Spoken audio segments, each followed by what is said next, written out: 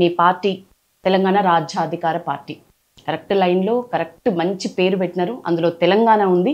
అందుకు మాత్రం నేను మనస్ఫూర్తిగా మీకు అభినందనలు తెలుపుకుంటూ కంగ్రాచులేషన్స్. థ్యాంక్ యూ అండి. ఇప్పుడు బాల్ వచ్చి మొత్తానికి హైకోర్టులో పడింది. నిజానికి నిన్న సుప్రీంకోర్టులో జరిగింది. పూర్తిగా వ్యతిరేకించలేదు, అలాగని స్టే కూడా ఇవ్వలేదు. అనుకూలమైన తీర్పే అనుకోవచ్చా దీన్ని? అసలు ఒక కేసు మనం ఫైల్ చేసినప్పుడు దాంట్లో ఉన్నటువంటి మెరిట్స్ పైన డిస్కషన్ జరగాలి. అసలు కేసు మొదటి పేజీ కాడనే ఇంకా మెరిట్స్ దాకా పోలే, మొదటి పేజీలోనే అసలు ఇక్కడికి ఎందుకు వచ్చావు, ఈ పిటిషన్ ఎందుకు వేసావు అని చెప్పి పిటిషనర్ని అడిగింది. అయితే మేము హైకోర్టులో ఇదే అంశం పైన పిటిషన్ వేశాం, కానీ ఆ పిటిషన్ విచారించినటువంటి కోర్టు స్టే ఇవ్వలేకపోయింది, కాబట్టి మేము ఇక్కడికి వచ్చాము అనే మాట వీళ్ళు చెప్పడం జరిగింది. అప్పుడు సుప్రీంకోర్టు ఏం చెప్పిందంటే, అంటే ఈ ఫైల్ ఇక్కడ పెట్టి జనరల్లో అంటే నీ కేసును విచారించదగ్గ సామర్థ్యం అక్కడ ఉన్న హైకోర్టు జడ్జిలకు లేదని మీరు భావిస్తున్నారా అని అడిగింది. లేదు మైలార్డ్, ఉంది అని భావిస్తున్నాం. ఉంది కదా, అక్కడికే వెళ్ళండి. ఇదే జరిగింది. ఇంతకు మిక్కిలి ఇంకొక మాట కూడా జరగలే. ఆ ఫైల్ ఓపెన్ చేయలే, ఆ జీవో పైన డిస్కషన్ జరగలే, కౌంటర్లు జరగలే, ఏం జరగలే. మీరు అక్కడికే వెళ్ళండి అన్న తర్వాత మేము ఈ పిటిషన్ డిస్పోజ్ చేస్తామని చెప్పగానే మై లార్డ్స్, నా పిటిషన్ నేను వాపస్ తీసుకుంటానని ఈయన చెప్పడం జరిగింది. పిటిషనర్ తరఫున లాయర్ చెప్పడం జరిగింది, వాపస్ తీసుకోండి అని. అంటే వాళ్ళు వేసిన పిటిషన్ వాళ్ళే వాపస్ తీసుకున్నారు. దట్స్ అంతవరకు మాత్రమే నిన్న జరిగింది. అయితే నేను కింది కోర్టుకు పోవడానికి నాకు అనుమతి ఇవ్వండి అని కోరడం జరిగింది, గ్రాంట్ అని చెప్పి. అంతే. అంటే మళ్ళీ హైకోర్టులోనే మీరు మీ వాదన వినిపించుకోవచ్చు అనేటువంటి మాట చెప్పి. అసలు విషయం ఏంది ఇక్కడ, ఆ జీవో ఉండాలా రద్దు చేయాలా అనేది పిటిషనర్ మెయిన్ లక్ష్యం. సో అసలైన పాయింట్ పైన విచారణ జరగలేదు కాబట్టి ఓ రకంగా చెప్పాలంటే సన్నాసుల గుంపంతా ఇడికి వచ్చిన అది ఆడి బోర్రయ్య అని తోలింది అంతే. ఆల్రెడీ ఆడ ఉంది హైకోర్టులో, మళ్ళీ ఇడికి ఎందుకు వచ్చిర్రాయ అని చెప్పడం జరిగింది.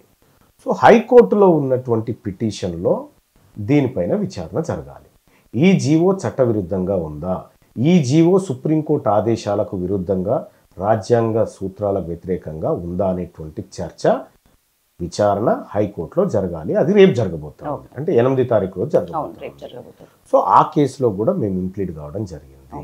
సో ఇక్కడ రేపు జరగబోయేటువంటి కేసు ఏదైతే ఉందో అక్కడ ఒక చాలా ట్విస్ట్ ఉంది, అది మళ్ళీ మాట్లాడుకుందాం. ఓకే, మొత్తానికి రేపు జరగబోయే 2 పిటిషన్ల విచారణకు సంబంధించి ఏం జరిగే అవకాశం ఉంది? ఇప్పుడు మీరు ఇందాక చెప్పినారు సన్నాసుల గుంపంతా ఇక్కడికి వచ్చి చేరిందా, అటు వెళ్ళండి అని.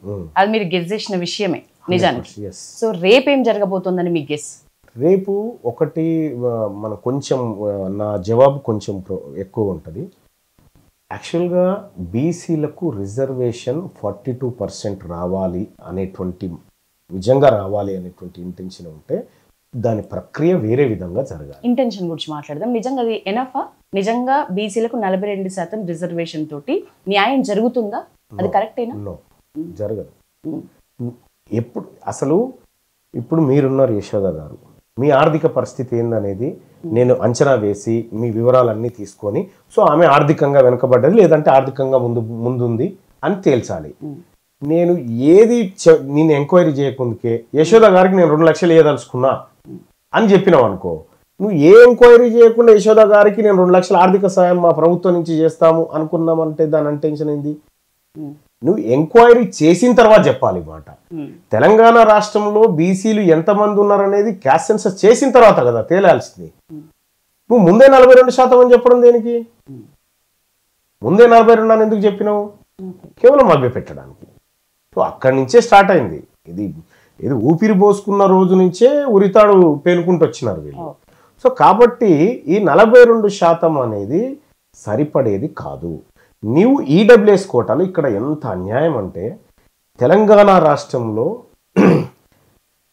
ఓసీలు ఈడబ్ల్యూఎస్ కోటాకు సంబంధించినటువంటి కాస్ట్లు 7.8% జనాభా నాకున్న లెక్క ప్రకారం. 7.8% ఉన్న జనాభాకి 10% ఈడబ్ల్యూఎస్ కోటా రిజర్వేషన్ తీసుకుంటాం. ఇక్కడ ఎస్సీలకు ఎస్టీలకు కాన్స్టిట్యూషన్ ప్రకారం వాళ్ళ జనాభా పెరుగుదలను బట్టి రిజర్వేషన్ పెంచుకుంటూ పోవాలనేది కాన్స్టిట్యూషనల్గా ఉంది. దానికి ఏ కోర్టు అడ్డు రాదు. ఇటు మీరు మీకు సంబంధించినట్టు మీకు రావాల్సిన వాటా మీరు తీసుకున్నారు అప్పర్ క్యాస్ట్, ఎస్సీ ఎస్టీలకు వాళ్ళకి సంబంధించిన వాటా వాళ్ళు తీసుకుంటున్నారు. మా వాటా మేము తీసుకోవడానికి ఏం ఇబ్బంది అవుతుంది?